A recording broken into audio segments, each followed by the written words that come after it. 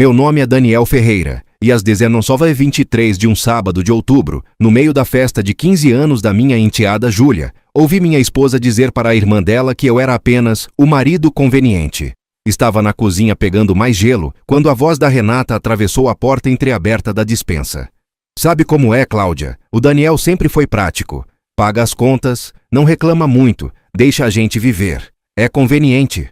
Mas agora que o Marcelo voltou para o Brasil e quer se aproximar da Júlia, finalmente ela vai ter o pai de verdade por perto. A temperatura na cozinha parecia ter caído 10 graus. Segurei a borda da pia de granito, aquela pia que eu tinha escolhido, pago e instalado 3 anos atrás, quando reformamos tudo. Minha mão tremia. O barulho da música no salão ao lado continuava, adolescentes rindo, o DJ anunciando a valsa, mas eu só conseguia ouvir aquela palavra ecoando. Conveniente. Como se 12 anos da minha vida fossem uma escolha pragmática, tipo contratar um contador ou comprar um seguro. Respirei fundo e voltei para o salão com o balde de gelo, sorriso no rosto. Ninguém percebeu nada. Coloquei o gelo na mesa das bebidas. Abracei a Júlia quando ela passou correndo com as amigas. Cumprimentei os convidados. A Renata estava linda naquela noite, vestido azul marinho que eu tinha ajudado a escolher na semana anterior. Ela me deu um beijo rápido no rosto e sussurrou: "Obrigada por tudo isso, amor." Antes de voltar para as fotos com a filha. Aquilo doeu mais que a frase na cozinha. A facilidade com que ela transitava entre me chamar de conveniente e me chamar de amor. Fui para a varanda fumar um cigarro. Vício que eu tinha abandonado 7 anos atrás, mas que voltou naquela noite. Um primo da Renata veio fazer companhia e começou a falar sobre o Marcelo. "Cara, eu sei que é estranho para você, mas é legal o Marcelo querer participar agora. A Júlia merece ter os 2 pais, não é? E vocês, adultos maduros, vão saber lidar com isso numa boa." Dei uma tragada longa e assenti. "Com certeza, sem problema nenhum." Ele sorriu aliviado e voltou para a festa. Fiquei ali sozinho vendo a fumaça subir no ar frio da noite, pensando em quando exatamente eu tinha virado essa figura descartável. Conheci a Renata em 2012 num churrasco de amigos em comum aqui em Curitiba. Ela tinha acabado de se separar do Marcelo fazia uns 8 meses, estava morando com a mãe. A Júlia tinha 3 anos. Lembro da menina correndo pelo quintal com um vestidinho amarelo, rindo. A Renata parecia cansada, mas tinha aquele sorriso que iluminava tudo. Conversamos a tarde inteira. Ela me contou que o Marcelo tinha ido embora para São Paulo atrás de uma promoção e nunca mais voltou direito. Via a filha 3 vezes por ano, se muito. Pagava pensão irregular. "Mas tá tudo bem, a gente se vira", ela disse. E eu achei aquilo incrível. A força dela. Começamos a namorar 2 meses depois. Devagar, porque ela tinha a Júlia para pensar. Nossa primeira vez que saímos os 3 juntos foi num parque. A menina ficou com medo do escorregador alto e eu subi com ela no colo. Quando descemos, ela estava rindo e gritou: De novo, de novo!" A Renata me olhou de um jeito que eu nunca tinha sido olhado, como se eu fosse especial, como se eu fosse necessário. Casamos em 2015. Cerimônia simples no civil, almoço num restaurante em Santa Felicidade com 30 convidados. A Júlia foi nossa daminha, 6 anos, sorriso banguela. O Marcelo mandou um presente pelo correio, um urso de pelúcia com um cartão genérico. A Renata nem ligou, disse que já esperava. Naquela noite, no hotel onde passamos o fim de semana, ela chorou de felicidade. "Obrigada por me dar uma família de verdade", ela disse. Eu prometi que nunca ia deixar ela e a Júlia sozinhas. Comprei a casa em 2017. Uma casa de 3 quartos no Pilarzinho, bairro tranquilo, quintal pequeno mas ensolarado. Dei a entrada com tudo que eu tinha economizado nos 10 anos anteriores, trabalhando como gerente comercial numa distribuidora de autopeças. Coloquei só no meu nome porque a Renata tinha umas dívidas antigas do período da separação, e o banco não ia aprovar. "Quando eu limpar meu nome, a gente transfere para nós 2", ela disse. Concordei sem pensar muito. A casa era da família, o resto era detalhe. Reformamos tudo juntos. Eu pintando as paredes aos sábados, a Renata escolhendo cores, a Júlia ajudando com um pincel minúsculo. Trocamos o piso da cozinha, pusemos aquela pia de granito, construímos um quartinho extra que virou o ateliê de artesanato da Renata. Gastei uns R$32 mil além da compra, dinheiro que fui juntando e tirando de bônus no trabalho. Cada pedaço daquela casa tinha meu suor, literalmente. Lembro de bater o dedão com o martelo instalando o armário da cozinha. Unha ficou roxa por 2 meses. A Júlia começou a me chamar de pai em 2018. Não foi nada forçado. Aconteceu naturalmente. A gente estava vendo um filme. Ela veio se aninhar no sofá entre eu e a Renata e disse: "Pai, pega a pipoca." Olhei para Renata. Ela estava com os olhos cheios de lágrimas, mas sorrindo. Peguei a pipoca, dei beijo na cabeça da menina e fingi que meu peito não estava explodindo de emoção. O Marcelo continuava sumido, aparecia 2 vezes por ano, ligava de vez em quando. A Júlia tratava ele com aquela educação distante de quem conhece um tio afastado. Paguei escola particular para Júlia desde a 4ª série. Colégio bom, mensalidade de R$ 900 que subiu para 1.200 no ensino médio. Material, uniforme, as viagens de estudo de campo. A Renata trabalhava meio período numa loja de roupas. O dinheiro dela ia para mercado e despesas menores. Eu nunca reclamei. Era nosso acordo tácito. Ela cuidava da casa e da filha. Eu segurava a parte pesada das contas. Me parecia justo. Mas tinham pequenas coisas que eu comecei a notar e empurrei para debaixo do tapete mental. Tipo quando a Júlia tinha 11 anos e quebrou o braço caindo da bicicleta. O Marcelo não atendeu o telefone por 3 dias. Quando finalmente ligou de volta, a Renata desculpou ele. "Ah, ele estava em reunião importante. Você sabe como é, a carreira dele é exigente." Ou quando a Júlia fez 13 anos e pediu para fazer uma festinha com as amigas, ela comentou na mesa: "O pai disse que vai me dar R$ 1.000 de presente." Mas o dinheiro nunca apareceu. A Renata ficou chateada por um dia e depois disse: "Ele deve ter tido um imprevisto." Sempre uma desculpa, sempre uma justificativa. E tinha a forma como a Renata falava do Marcelo, com uma nostalgia estranha. "Lembra quando a gente foi naquele show do Legião? Que noite!" Ou "O Marcelo sempre foi inteligente, não tinha ninguém que ganhasse dele num debate." Eu ouvia calado, arrumava um jeito de mudar de assunto. Me convencia que era normal, que todo mundo tem boas memórias de relacionamentos passados, que eu estava sendo inseguro à toa. Em 2022 meu pai morreu. Câncer fulminante, 3 meses do diagnóstico ao fim. Fiquei devastado. Era meu único parente próximo. Minha mãe tinha falecido quando eu tinha 20 anos. A Renata foi legal durante o funeral, segurou minha mão, disse as coisas certas. Mas uma semana depois, quando eu ainda estava naquele nevoeiro da perda, ela reclamou que eu estava distante. "Você mal fala comigo, Daniel. Sei que você tá triste, mas eu também tô aqui." Me senti culpado. Me forcei a reagir mais rápido, a voltar ao normal. Engoli o luto e voltei a trabalhar, a pagar as contas, a levar a Júlia nos lugares. A ser conveniente. No começo de 2020, o Marcelo começou a aparecer mais. Tinha voltado para morar em Curitiba, alguma coisa de um cargo novo numa empresa de tecnologia.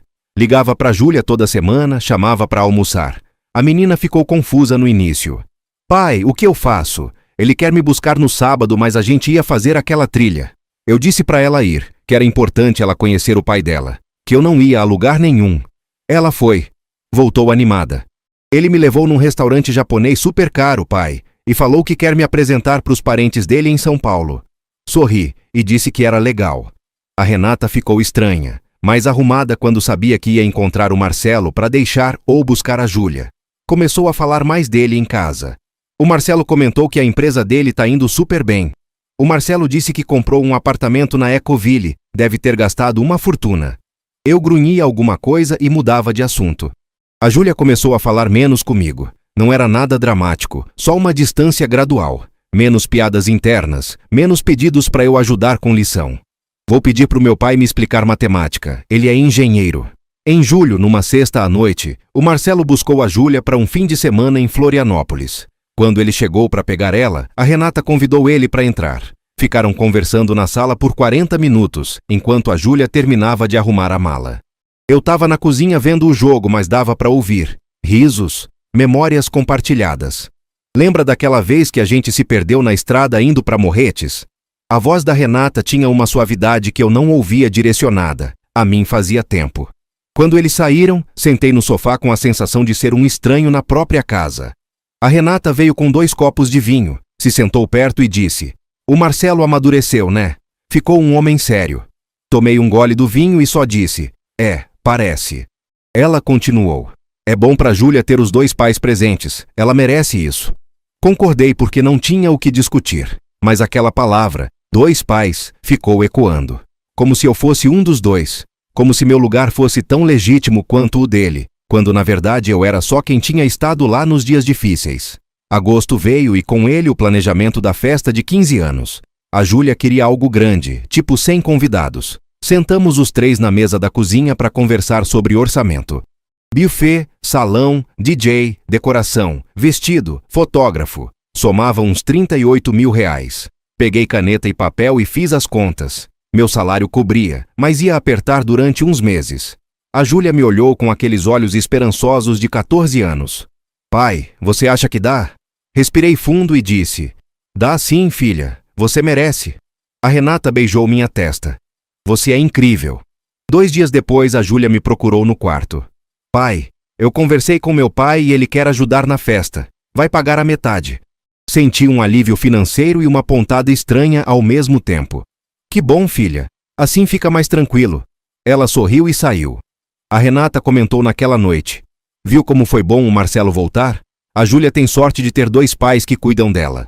Eu só assenti. O Marcelo pagou a metade. Transferiu os 19 mil reais direto para a conta da Renata. Combinamos os detalhes por um grupo de WhatsApp que eu, a Renata e o Marcelo criamos. Tudo muito civilizado, muito maduro. Ele dava pitaco em escolhas que eu achava que eram minhas. Acho que o DJ que o Daniel escolheu é meio fraco. Vou indicar um que tocou num evento da minha empresa. A Renata concordou. É verdade, amor. O Marcelo tem experiência com esses eventos corporais chiques. Organizamos o salão para o dia 12 de outubro. Sábado. Eu tirei o dia para ajudar a montar. Passei a manhã carregando cadeira, ajustando mesa, testando iluminação. O Marcelo apareceu às 3 da tarde, de polo e calça social, cumprimentou todo mundo, tirou fotos, ficou meia hora e foi embora. Resolveram os detalhes. A Renata disse: tadinho, ele tá tão ocupado, mas fez questão de aparecer. Eu tava suado e cansado, mas não comentei nada. A festa começou às 7. A Júlia ficou linda de vestido azul claro, cabelo preso, maquiagem profissional. Entrou no salão de braço com o Marcelo. Eu tava na entrada recebendo convidados. Ela passou por mim, me deu um abraço rápido e disse: obrigada por tudo, pai. Mas não parou. Foi direto pro palco fazer a entrada com o pai biológico. A valsa foi com ele. O discurso de agradecimento incluiu: meus 2 pais que fizeram essa festa possível. Aplausos, sorrisos, fotos. Foi depois da valsa que fui pegar o gelo e ouvi a conversa na despensa. A Renata e a irmã dela. O Daniel sempre foi prático. Ela dizia com aquele tom que eu conhecia. O tom que ela usava para descrever eletrodomésticos bons. Paga as contas, não reclama muito, deixa a gente viver. É conveniente. Mas agora que o Marcelo voltou para o Brasil e quer se aproximar da Júlia, finalmente ela vai ter o pai de verdade por perto. A irmã dela, a Cláudia, soltou uma risadinha. E você, tá animada com o Marcelo mais presente? A Renata ficou quieta por um segundo. Ah, Cláudia, não vou mentir. Tem algo do Marcelo que o Daniel nunca teve. Sabe? Aquela coisa de paixão. O Daniel é ótimo, mas é tranquilo demais, previsível. Às vezes eu sinto falta de emoção. Voltei pro salão. Cumprimentei pessoas. Bebi uma cerveja, depois outra. A festa acabou à 1 da manhã. Ajudei a desmontar alguma coisa, mas disse que estava cansado e fui embora na frente.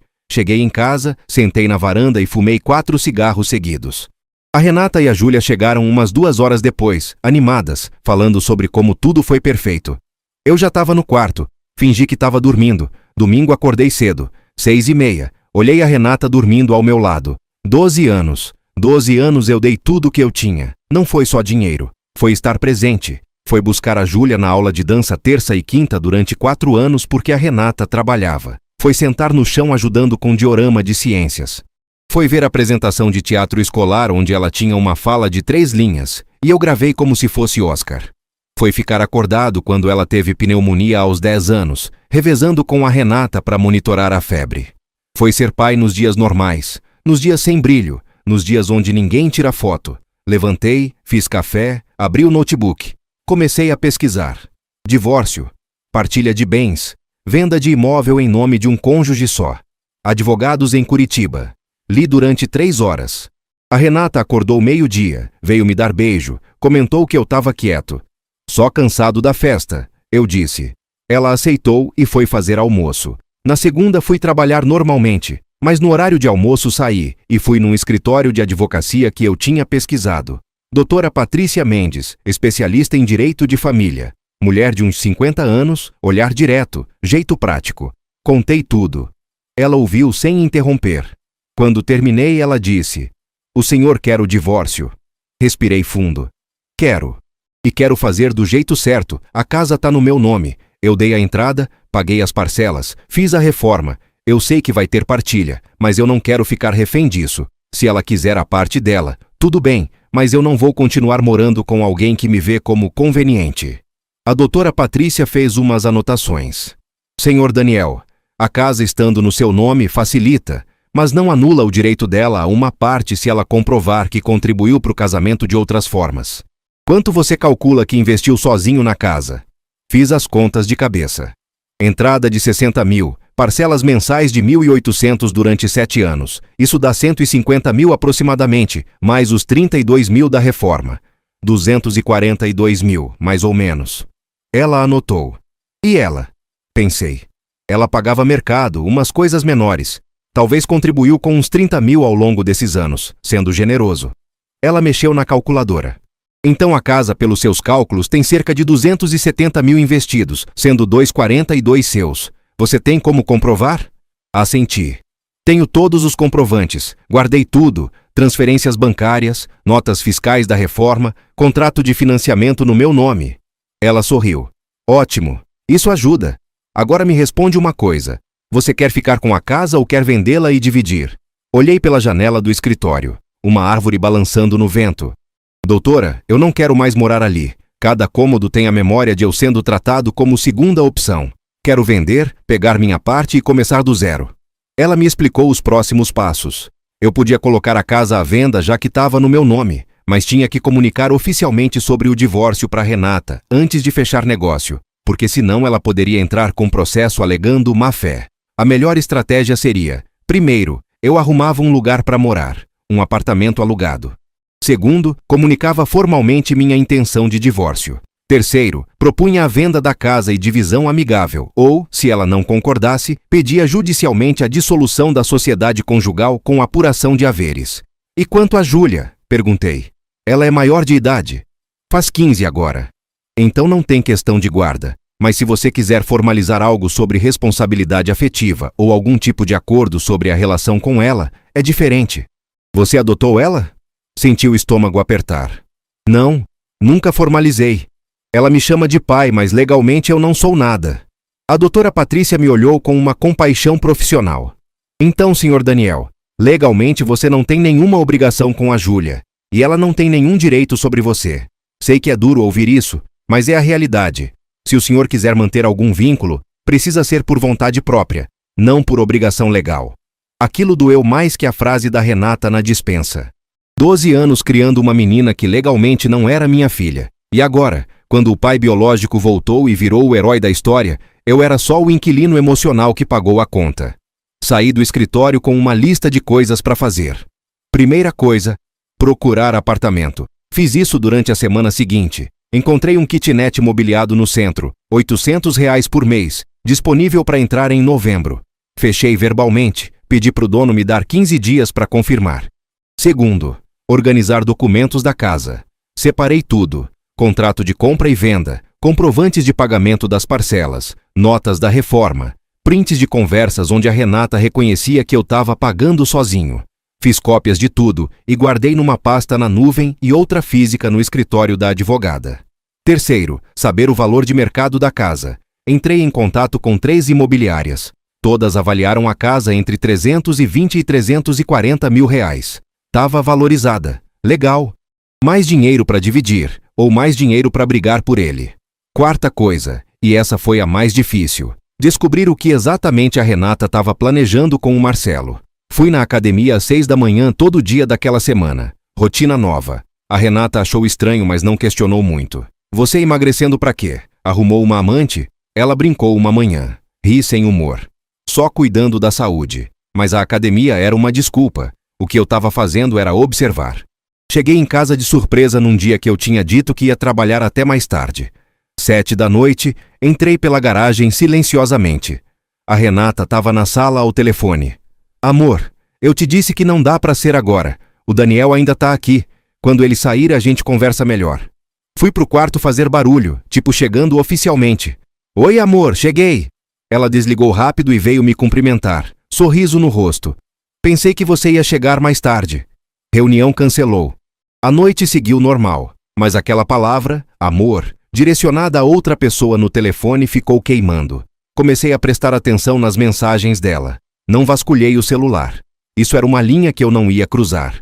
Mas observei comportamento. Ela sorrindo para o celular. Ela digitando rápido e escondendo a tela quando eu passava. Ela saindo para resolver coisas e voltando mais arrumada que o normal. Perguntei casual uma vez: onde você foi? Ah, na casa da Cláudia. Mas a Cláudia tinha postado story no shopping no mesmo horário. Voltei na advogada. Doutora, eu acho que minha esposa tá tendo um caso. Não tenho prova, só a sensação. Isso muda alguma coisa no processo? Ela suspirou. Muda no sentido moral, senhor Daniel.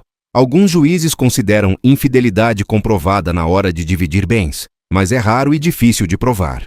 O melhor é focar no que você pode controlar. A documentação financeira, a venda da casa, o divórcio em si. Se tiver traição, a vingança não é judicial, é você seguir em frente e ser feliz. Mas eu queria saber, não por vingança, por clareza.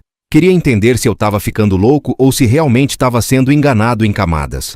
Fiz uma coisa que não me orgulho, contratei um detetive, ou melhor, um investigador particular. Achei online, cara chamado Roberto, ex-policial civil. Paguei R$ 1.500 para ele seguir a Renata por uma semana e documentar onde ela ia. Os relatórios chegaram por e-mail. Segunda, academia. Terça, casa da mãe dela. Quarta, shopping, depois um café na Praça da Espanha. Com o Marcelo. Ficaram 2 horas conversando. Fotos. Ela rindo, tocando o braço dele, aquela linguagem corporal de intimidade. Quinta, casa da Cláudia confirmado. Sexta, saiu do trabalho e foi direto para um apartamento na Ecoville, o apartamento do Marcelo. Entrou às 6 e saiu às 9h30. Fotos dela entrando. Fotos dela saindo, cabelo despenteado, roupa amarrotada. Olhei as fotos na tela do notebook no escritório. A mão tremendo. Não senti raiva, senti alívio. Uma confirmação de que eu não estava imaginando coisas. A Renata tinha voltado para o Marcelo, e eu era só o marido que segurava a infraestrutura enquanto ela revivava a paixão do passado. Liguei para o Roberto. Obrigado, isso é suficiente. Salvei tudo, mandei cópia para a advogada. Ela respondeu no outro dia. Isso pode ajudar, mas foca no financeiro. Traição é dor emocional, mas dinheiro é objetivo. Naquela noite, sexta, a Renata chegou em casa às 10. Disse que tinha ficado até mais tarde no trabalho, tinha venda de final de mês. Olhei para ela. Cansada? Ela assentiu. Exausta, vou tomar banho e dormir. Tomou banho demorado. Quando saiu, o cheiro era de um sabonete que não era o nosso. Ela se deitou do meu lado, murmurou boa noite, dormiu em 5 minutos. Fiquei acordado até as 2 da manhã, olhando para o teto, fazendo contas mentais de quanto tempo eu tinha desperdiçado. No sábado de manhã tomei a decisão. Liguei para a imobiliária que tinha dado a melhor avaliação. Quero colocar a casa à venda. Quanto tempo leva? O corretor, um cara jovem chamado Felipe, disse que se o preço fosse bom e a casa tivesse documentação em ordem, poderia vender em 1 mês. Mas o mercado está aquecido, tem gente procurando nessa região. Se você fizer preço abaixo da avaliação, uns 5%, vende em 2 semanas. Pensei. Perder 5% de 330 mil eram 16.500. Aceitável se significasse velocidade. Faz isso. Coloca por 315. Ele foi na casa segunda de manhã fazer fotos. Contei para Renata que estava avaliando vender e comprar algo maior. Ela achou ótimo. Amor, faz sentido mesmo. A gente precisa de mais espaço. E talvez num bairro melhor, né? Agora que a Júlia tá crescendo. Concordei. Não disse que a gente não incluía mais ela nos meus planos. A casa foi para a internet na terça. Quinta já tinha 3 propostas. Uma de 300 mil à vista, 2 de 310 parcelado. Aceitei a de 300 mil à vista. O comprador, um casal de aposentados vindo do Rio Grande do Sul, queria fechar rápido. A gente pode assinar contrato na próxima semana e transferir em até 20 dias? O corretor perguntou. Pode. Conversei com a doutora Patrícia. A venda está andando. Quando eu comunico minha esposa? Ela checou o calendário. Deixa o contrato de compra e venda ser assinado. Depois que tiver assinado, você comunica formalmente através de mim. Mando uma notificação extrajudicial, informando sobre a intenção de divórcio e a venda da casa, oferecendo a ela a parte que consideramos justa, uns 70, 80 mil reais, já que ela contribuiu minimamente. Se ela topar, faz acordo. Se não topar, partimos pro judicial. Respirei fundo. Vamos assim. Assinei o contrato de venda no dia 4 de novembro, numa quarta. Sentado no cartório, caneta na mão, assinando meu nome em 3 vias diferentes. O casal de gaúchos do outro lado da mesa, sorridentes. A casa é linda, vamos ser muito felizes ali. A senhora disse. Sorri de volta. Espero que sim. Mentalmente acrescentei. Muito mais felizes que eu fui. Recebi a confirmação da transferência bancária sexta de manhã. 300 mil reais pingando na conta. Números que eu tinha olhado durante 20 minutos, sem acreditar completamente. A Renata não sabia de nada. Achava que eu ainda estava avaliando. Mantive rotina normal. Trabalhei, cheguei em casa no horário normal, jantamos juntos. A Júlia estava animada porque o Marcelo ia levá-la para São Paulo no fim de semana, conhecer a família dele. Pai, você se importa? Ela perguntou. Claro que não, filha. Aproveita. Ela me abraçou. Você é o melhor. Aquilo doeu. Mas já estava anestesiado. No sábado, 9 de novembro, a Júlia viajou com o Marcelo.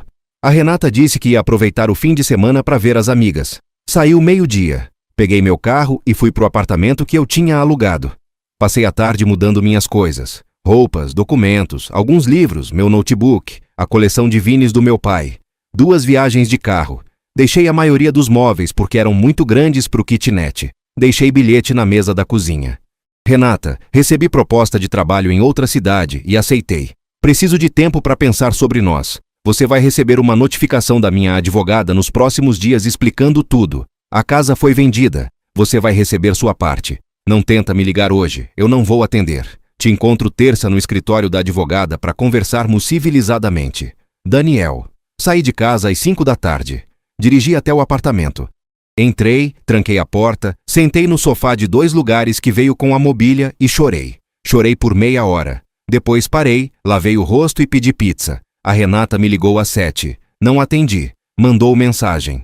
Daniel, que bilhete é esse? Que história de venda da casa? Me liga agora. Não respondi. 9 mensagens depois. Você tá de brincadeira? Volta aqui. Às 10 da noite, 17 ligações perdidas. Mensagem do Marcelo. Cara, não sei o que você aprontou, mas a Renata tá desesperada. Que papo é esse de vender a casa? Bloqueei ele. Domingo, silêncio. Desliguei o celular. Passei o dia organizando o apartamento, montando uma estante pequena, indo no mercado comprar o básico. Estranhamente, senti paz. Uma solidão boa, a ausência de tensão. Liguei o celular segunda de manhã. 43 mensagens. A maioria da Renata, algumas da Cláudia, uma da Júlia. Pai, a mãe falou que você sumiu. O que tá acontecendo? Respondi só a Júlia. Filha, tá tudo bem. Eu e sua mãe estamos resolvendo umas coisas de adulto. Nada a ver com você. Te amo. Ela respondeu imediatamente. Você vai se divorciar dela? Provavelmente. Por quê? Porque às vezes as pessoas crescem em direções diferentes, mas isso não muda nada entre eu e você. Ela demorou uns 10 minutos. Tá. Eu te amo também. Aquilo me quebrou e me reconstruiu ao mesmo tempo. A reunião no escritório da advogada foi terça, 2 da tarde. Eu cheguei 15 minutos adiantado. A Renata chegou no horário, acompanhada da Cláudia, olheiras, cara fechada. A doutora Patrícia nos recebeu numa sala de reunião, mesa de vidro, cadeiras confortáveis. Bom, vamos ao que interessa. Senhor Daniel pediu minha assessoria jurídica para formalizar pedido de divórcio. A casa em que vocês moravam foi vendida por 300 mil reais. A casa estava em nome exclusivo do senhor Daniel, mas consideramos que a senhora Renata tem direito a uma parte pela contribuição ao longo dos 12 anos de casamento. O senhor Daniel oferece 75 mil reais como compensação. A Renata me olhou como se eu tivesse crescido uma segunda cabeça. Você vendeu a casa sem me avisar? Olhei de volta, firme. A casa estava no meu nome, comprada com meu dinheiro, mantida com meu dinheiro, reformada com meu dinheiro. Eu vendi porque eu quis. 75 mil é mais do que você tem direito legalmente. Ela ficou vermelha. Você tá louco? Aquela casa é minha também. Eu morei lá 12 anos. A doutora Patrícia interrompeu. Senhora Renata, entendo sua emoção, mas legalmente o senhor Daniel está sendo generoso. Se isso for para a justiça, com a documentação que ele tem, a senhora pode receber entre 30 e 50 mil. Os 75 mil são uma proposta de acordo amigável. A Cláudia tentou falar. Mas a Júlia, a casa era dela também. Olhei para ela. A Júlia não é minha filha legalmente. Eu cuidei dela como pai, mas nunca formalizei a adoção. Legalmente eu não devo nada para Júlia em termos patrimoniais. E isso, Cláudia, não foi escolha minha. Foi negligência de todos vocês que nunca me incentivaram a formalizar uma adoção, provavelmente porque sempre souberam que o Marcelo ia voltar um dia. A Renata levantou, voz tremendo. Você tá fazendo isso porque descobriu do Marcelo? Silêncio. A doutora Patrícia me olhou. Olhei de volta para Renata. Descobri o quê, Renata? Que você tá transando com ele desde setembro. Que você me chama de conveniente? Que você sempre me viu como o banco que financia a vida enquanto espera o amor da sua vida voltar? Sim, eu descobri. E não é por ciúme. É porque eu finalmente entendi meu lugar nessa história. Ela sentou, lágrimas escorrendo. A Cláudia tentou abraçar ela. Renata, você tá bem? Ela soluçou. Eu não queria que fosse assim. E, como você queria que fosse? Minha voz saiu mais dura que eu pretendia. Que eu continuasse pagando as contas enquanto você vivia a paixão proibida. Que eu continuasse sendo o pai da Júlia, até ela não precisar mais de mim, e então vocês dois, você e o Marcelo, me agradecessem educadamente e me mandassem embora com um aperto de mão. A doutora Patrícia bateu na mesa de leve. Vamos manter a civilidade. Senhor Daniel, a proposta está na mesa. Senhora Renata, a senhora tem uma semana para aceitar ou contrapropor. Se não houver acordo, partimos para a via judicial. A Renata limpou o rosto. Eu aceito os 75 mil, mas só se você prometer que vai continuar sendo pai da Júlia. Olhei para ela, incrédula. Renata, eu sempre vou amar a Júlia. Mas eu não vou mais morar com vocês. Eu não vou mais ser o pai que tá ali todo dia. Isso é uma consequência das suas escolhas. Se a Júlia quiser manter contato comigo, ótimo. Mas isso é decisão dela, não obrigação minha. Assinamos o acordo na quinta-feira seguinte. Transferi os 75 mil para a conta dela. Assinamos a dissolução oficial do casamento. Combinamos que eu buscaria o resto das minhas coisas no fim de semana. A Renata não estava lá quando eu fui. Deixou tudo organizado numa pilha no canto da garagem. Peguei, coloquei no carro e fui embora. Não olhei para trás. A Júlia me ligou 2 dias depois. Pai, podemos conversar? Marcamos num café perto da escola dela. Ela chegou de uniforme, mochila nas costas. Sentamos. Pedi um cappuccino para mim e um chocolate quente para ela, como sempre fiz. Ela mexeu na xícara. Você odeia a minha mãe? Suspirei. Não, filha. Eu só não posso mais viver com ela. Adultos são complicados. E eu? A voz dela pequena. O que você quer saber? Você ainda quer ser meu pai? Segurei a mão dela. Júlia, eu sempre vou querer ser seu pai. Mas eu não posso mais morar na mesma casa que sua mãe. E talvez você vá me ver menos. Talvez o Marcelo assuma o papel principal agora. E tudo bem. Ele é seu pai biológico. Ele tem direito. Mas se você precisar de mim para conversar, para desabafar, para pedir conselho, eu tô a uma ligação de distância. Ela chorou. Eu não quero que você suma. Eu não vou sumir. Mas também não vou ficar onde não sou valorizado. Você vai entender isso quando for mais velha. Nos meses seguintes, tive contato esporádico com a Júlia. Mensagens semanais, encontros mensais. Ela começou a me contar das coisas com o Marcelo. Viagens, presentes, jantares. Um dia ela disse, ele quer me levar para morar com ele em São Paulo depois que eu terminar o ensino médio, fazer faculdade lá. Sorri. E você quer? Não sei. Tô confusa. É normal. Você tem tempo para decidir. A Renata tentou contato 2 vezes. Primeira vez me ligou chorando, pedindo perdão, dizendo que tinha errado. Escutei. Renata, eu aceito seu perdão, mas não muda nada. Eu não volto. Ela desligou. Segunda vez, mandou mensagem dizendo que o Marcelo tinha terminado com ela, que ele não queria nada sério, que era só atração física. Agora você entende como eu me senti? Respondi. Ela não respondeu de volta.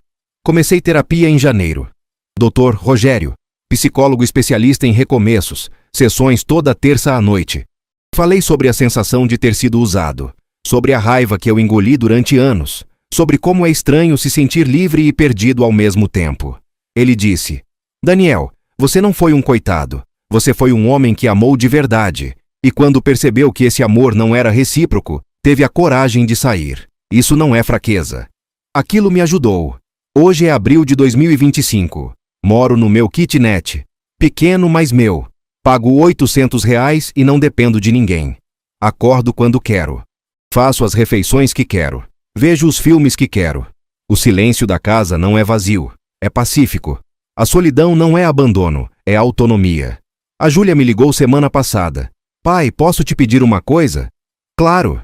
Você pode me levar no baile de formatura do 3º ano? O Marcelo disse que vai estar viajando e eu não quero ir sozinha. Senti o peito apertar e abrir ao mesmo tempo. Filha, eu vou adorar te levar. Obrigada, pai. Eu sabia que você não ia me abandonar. E aí é que tá. Eu não abandonei. Eles é que nunca me viram como essencial. Eu era o conveniente, lembra? O que paga conta e não reclama. O que tá ali quando precisa, mas pode ser ignorado quando tem coisa melhor. Só que eu cansei de ser conveniente. Vendi a casa, dividi o dinheiro e peguei minha parte. Não foi vingança, foi dignidade. Às vezes encontro a Renata na rua, em alguma fila de supermercado ou posto de gasolina. A gente cumprimenta, educado. Ela parece menor agora, como se tivesse encolhido. Pergunta como eu tô, eu digo que tô bem. Ela diz que tá se virando. Não pergunto detalhes. Não é mais minha responsabilidade. O Marcelo sumiu de novo. Júlia me contou que ele achou uma namorada em São Paulo e ficou sem tempo para vir para Curitiba. Ela não pareceu surpresa. Eu já sabia que ia ser assim. Ela disse com aquela sabedoria triste de quem aprendeu cedo que nem todo amor é garantido. Tem uma frase que o Dr. Rogério me disse que ficou guardada. Você não pode controlar quem te ama, mas pode controlar quem você permite que te desrespeite. Eu deixei-me desrespeitarem por 12 anos porque achei que amor era aguentar. Mas amor não é aguentar. Amor é reciprocidade. E quando não tem reciprocidade, não tem amor, tem conveniência. Ontem passei de carro pela antiga casa. Os gaúchos colocaram flores novas no jardim, pintaram a cerca de um tom diferente de branco. A casa parece feliz com eles, melhor do que era comigo. Alguns lugares não são para sempre, mesmo quando a gente colocou o coração inteiro ali. E tudo bem. A vida não me deu final de conto de fadas. Não voltei pro castelo, não recuperei a princesa, não fui aplaudido pela multidão. Mas eu tenho algo melhor que isso. Eu tenho respeito próprio, eu sei quanto eu valho, e sei que nunca mais vou aceitar migalhas enquanto dou o banquete. Se você tá lendo isso e alguma coisa ressoou, se você já se sentiu conveniente na própria vida, se já foi tratado como opção reserva, como plano B, como aquele que fica porque é prático, escuta isso, você não é obrigado a ficar. Não é egoísmo escolher sua paz. Não é crueldade estabelecer limites. Não é vingança cobrar reciprocidade. É justiça. A justiça silenciosa de fechar a porta, assinar os papéis e continuar. Sem ódio, sem drama, só com dignidade. Hoje acordei cedo, tomei café sozinho vendo o sol nascer pela janela pequena do kitnet. Pensei na Júlia e no vestido que ela vai usar no baile. Pensei no meu pai e como ele ficaria orgulhoso de eu ter dado a volta por cima sem virar amargo. Pensei em quantos anos eu tenho pela frente para construir algo novo, sem precisar ser conveniente para ninguém. Às vezes perder tudo é a única forma de descobrir o que você realmente precisa. E eu descobri. Eu só precisava de mim mesmo. O resto era acessório. Caro, bonito, mas acessório. Se isso tocou em algo real para você, se você reconheceu alguém nessa história ou se reconheceu em mim, compartilha. Não por mim, mas por quem precisa ouvir que existe vida depois de escolher você mesmo. E se você está passando por algo parecido agora, deixa nos comentários. Às vezes só saber que não está sozinho já ajuda. Às vezes é isso que salva. Perceber que não é fraqueza sair. É força. A maior de todas.